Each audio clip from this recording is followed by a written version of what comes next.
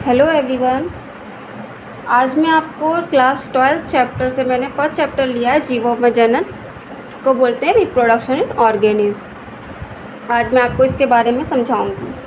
जीवन काल life span क्या होता है। जीव का जन्म से लेकर उसकी प्राकृतिक मृत्यु तक का समय जीवन काल कहलाता है। मनुष्य का जीवन काल 70 से 75 वर्ष होता है। आप लोग ने देखा होगा सभी का जीवन काल होता है ना। किसी का जीवन काल ये नहीं कि किसका 2 साल है, किसी का 6 साल के साथ, ऐसा नहीं। सबका अलग अलग, सबकी आयु क्या है, अलग अलग है। एनिमल्स की, प्लांट की, सबकी आयु अलग अलग है। अब देखिए आप जीव और जीवों का जीवन काल देखिए। हाथी का 65 से 70 साल, गुलाब का 5 से 7 साल, कुत्ता का 20 से 25 साल, तितली का 1 से 2 साल, कौवा का 15 साल, केले का 25 साल, गाय का 20 से 25 साल, तोता का 140 साल, मगरमच्छ का 60 साल, घोड़ा का 50 से 60 साल, कछुआ का 100 से 150 साल और बरगद का 200 साल। अब देखिए सबके क्या हैं, अपने अपने जीवन काल हैं और उसी के अकॉर्डिंग वो क्या करते हैं, लाइफ को जीते हैं, जीवन व्यतीत करते हैं अपना। जनन रिप्रोडक्शन क्या है। जनन द्वारा कोई जीव, वनस्पति या प्राणी किसी दूसरे जीव को जन्म देकर अपनी जाति की वृद्धि करता है। जन्म देने की इस प्रक्रिया को ही जनन कहते हैं। जनन जीवितों की विशेषता है, बिल्कुल इम्पॉर्टेंट है। जनन क्या है, जीवितों की विशेषता है। अगर जनन नहीं होगा तो आपको जो पुरानी स्पीशीज़ है वो आपको कैसे दिखाई देंगी, सब विलुप्त हो जाएंगी, ख़त्म हो जाएंगी, फिर आपको दिखाई नहीं देंगी। जो आपको इतनी सारी, आप जाते हो जू में जाते हो, फॉरेस्ट एरिया में जाते हो, तब आप देखते हो आपको कितनी पुरानी स्पीशीज़ मिलती है। वहाँ पे आपको पूरा डाटा लिखा होता है कि ये इतने साल पुरानी है, ये इतने साल पुरानी है। चाहे आप प्लांट्स ले लो, चाहे एनिमल्स ले लो, होती है ना पुरानी। तो इसी अकॉर्डिंग कि अगर जनन नहीं होगा तो आपको पुरानी स्पीशीज़ नहीं मिलेंगी, वो ख़त्म हो जाएंगी, बिल्कुल विलुप्त हो जाएंगी। और जो ह्यूमन पॉपुलेशन है वो भी ग्रोथ नहीं होगी। तो जनन बहुत इम्पॉर्टेंट है। अब देखिए जनन 2 प्रकार के होते हैं। जनन क्या है, 2 प्रकार के होते हैं। अलैंगिक जनन, जिसको एसेक्सुअल रिप्रोडक्शन बोलते हैं, और लैंगिक जनन, जिसको सेक्सुअल रिप्रोडक्शन बोलते हैं। अलैंगिक जनन क्या होता है, किसी भी लैंगिक अंगों की आवश्यकता नहीं होती, इसमें केवल एक ही जनक पेरेंट भाग लेते हैं, ये अलैंगिक जनन कहलाता है। इम्पॉर्टेंट नोट दे रखा है, जिसमें युग्मकों का निषेचन गुणसूत्रों की संख्या में परिवर्तन अंतर्गत नहीं होता। इसमें क्या होता है, गुणसूत्रों की संख्या में क्या होता है, इसमें कोई परिवर्तन नहीं होता। अगर उसके मदर के पास गुणसूत्र हैं तो वही गुणसूत्र के डॉटर के पास जाएंगे, सेम। और इसमें एक ही जनक भाग लेगा। जैसे मदर है तो मदर ही क्या करेगी, जनन करेगी, और सेम उसी की तरह स्पीशीज़ क्या आएगी, डॉटर की आएगी, बिल्कुल सेम टू सेम। देखिए यहाँ पे अमीबा है, यहाँ पे अमीबा ने जनन किया और यहाँ पे तो 2 डॉटर यहाँ पे आ गई, सेम स्पीशीज़ की, और बिल्कुल सेम आई। साइटोप्लाज्म न्यूक्लियस, इसमें साइटोप्लाज्म न्यूक्लियस। अब देखिए सेक्सुअल रिप्रोडक्शन क्या होता है, लैंगिक जनन क्या होता है। प्रजनन की वह प्रक्रिया जिसमें 2 युग्मकों को मिलने से बनी रचना युग्मक द्वारा नए जीव की उत्पत्ति होती है, लैंगिक जनन कहलाती है। इसमें क्या है, जो प्रजनन होता है उसमें 2 युग्मकों के मिलने से होती है। 2 युग्मकों का मिलना ज़रूरी होता है, तभी क्या होता है, एक नया जीव उत्पत्ति होती है, एक नए जीव की उत्पत्ति होती है। इम्पॉर्टेंट नोट, यदि युग्मक समान आकृति वाले होते हैं तो उसे समयुग्मक कहते हैं।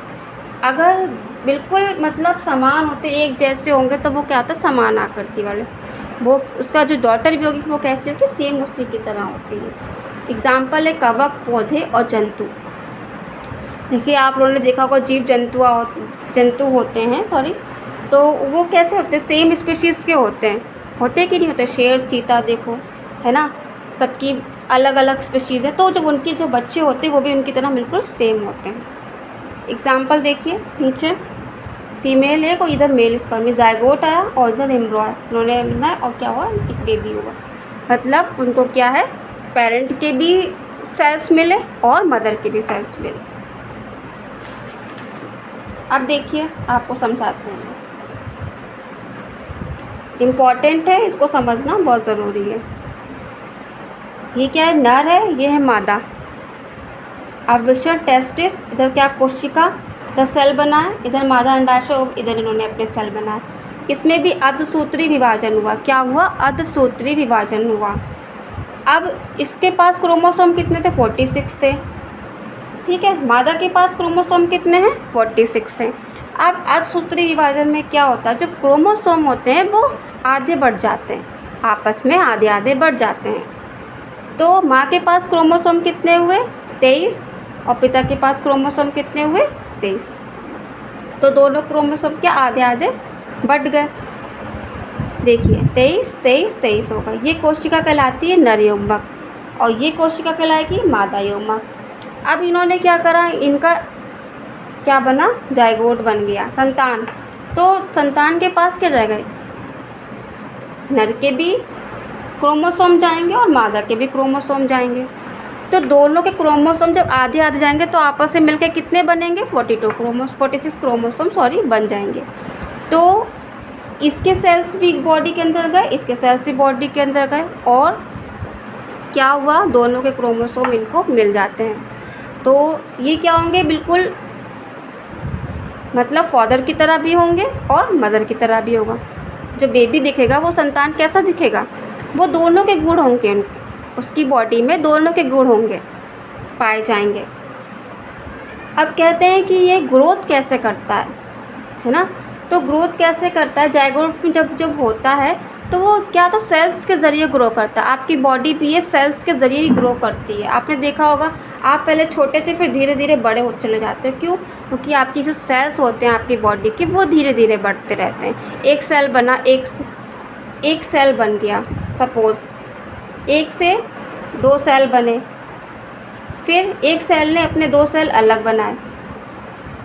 धीरे धीरे करते ये कॉन्टीन्यू सेल बनते चले जाते हैं और आपकी बॉडी की जो ग्रोथ होती है वो बढ़ती चली जाती है।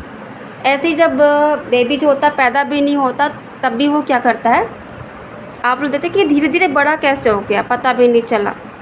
तो क्या होता है, वो जो सेल्स होते हैं वो ग्रोथ करते रहते हैं। सेल्स ग्रोथ करेंगे तो वो धीरे धीरे आँख बन रहा है, नाक बन रही है, कान बन रहे हैं, सर बन रहा है, उसका मुंह बन रहा है। तो उसका पूरा स्ट्रक्चर बॉडी का सेल्स के ज़रिए वो बनता चला जाता है। अब देखिए जनन की प्रक्रिया विधियाँ क्या होती हैं। Methods of reproduction. जनन में भाग ले रहे जनकों की संख्या के आधार पर जनन को 2 वर्गों में वर्गीकृत किया गया है। इनको क्या है, 2 वर्गों में वर्गीकृत किया, अलैंगिक जनन में और लैंगिक जनन में। अलैंगिक जनन में क्या होता है, एक कोशिकीय जीवों में कौन कौन से आते हैं? जो सिर्फ एक कोशिकीय जीव होते हैं, मतलब एक ही जीव जनन करेगा। अभी हमने आपको बताया था उससे पहले। तो उसमें कौन कौन से आएंगे? मोनेरा आएगा, प्रोटिस्टा आएगा और कुछ बहुकोशिकीय भी आ जाएंगे। ठीक है, अब देखिए नेक्स्ट।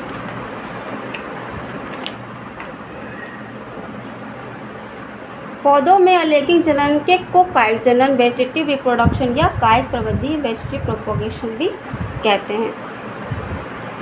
अलैंगिक जनन के लाभ क्या क्या होते हैं? अलैंगिक जनन तीव्रगति से होता है। क्या होता है? तीव्रगति से, बहुत जल्दी, फास्ट होता है। कम समय में अधिक संतान उत्पन्न होती है। एक ही जनक भाग लेता है और जल्दी जल्दी संतान उत्पन्न कर देता है। अलैंगिक जनन में एक ही जनक भाग लेते हैं, अतः जनन की संभावना निश्चित होती है। अलैंगिक जनन में युग्मक निर्माण निषेचन होता है। इसमें क्या होगा? विखंडन होगा, मुकुलन होगा, बीजाणु जनन होगा, कलिका निर्माण होगा, खंडी भवन होगा और पुनरुत्थान होगा। आप लोग देखते हो प्लांट्स को अगर हम कट करते हैं, हाफ उसकी ब्रांच होती है, अगर हम उसको कट कर दें फिर कट करके उसको लगा दें, फिर वो धीरे से क्या करती है, वो वहीं से ग्रोथ कर जाती है ना। विखंडन देखो, फ्यूजन। इस प्रक्रिया में जनक द्वीप 2 या 2 से अधिक भागों में बढ़ जाता था। प्रत्येक भाग एक नए जीव का निर्माण करता है। इस प्रक्रिया को हम विखंडन कहलाता है। क्या कहलाता है? विखंडन कहलाता है। 2 जीवों में बढ़ जाएगा तो विखंडन ही कहलाएगा ना। अगर आप कोई चीज़ लेते उसको हाफ में काट कर देते तो वो 2 पार्टों में डिवाइड हो जाता है। विखंडन 2 प्रकार का होता है, द्विखंडन और बहुविखंडन। अब द्विखंडन क्या होता है? किसी कोशिका का 2 भागों में विभाजित होकर नई कोशिकाओं का निर्माण करना द्विखंडन कहलाता है। जब एक कोशिका है और वह विभाजित होती है तो वो अपने खुद के सेल्स बनाने लगते हैं। जैसे आप खुद देखो, अब हमारी फैमिली है, अब शादी हो जाती है तो उसके बाद उसकी फैमिली अपनी ग्रो करने लगती है। ऐसे ही क्या होता है, सेल्स भी होते हैं, वो धीरे धीरे नए सेल्स बनाते हैं, फिर और नए सेल्स बनते हैं, ऐसे से डिवीज़न होता चला जाता है। सरल द्विखंडन क्या होता है? Simple bind division. एक जीव या दो जीव विभाजन की दिशा निश्चित नहीं होती है। इसमें अमीबा, देखिए ये अमीबा है, इसमें क्या हुआ, इसमें इनका डिवीज़न हुआ, इन दोनों ने डॉटर अमीबा बन गए अलग अलग आपस में। पहले क्या था, एक थे, एक ने विभाजन करा, विभाजन किया अलग अलग, यहाँ से अलग अलग हो गए, अलग होकर इन्होंने दो डॉटर अमीबा अपने बना लिए। अब ये था सरल। अब बी देखिए,